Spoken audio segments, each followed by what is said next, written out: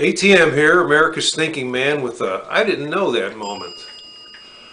Did you know that hundreds of thousands of birds are killed every year by ecologically friendly wind turbines that supply a minimal amount of electricity in this country? I didn't know that. Did you know that? Did you know this?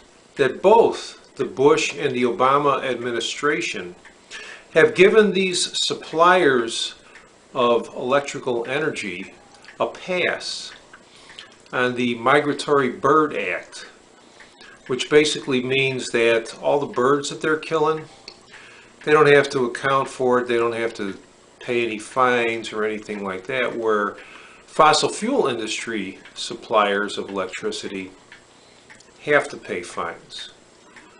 So, I didn't know that. ATM here, America's thinking man, with an I didn't know moment. God bless America.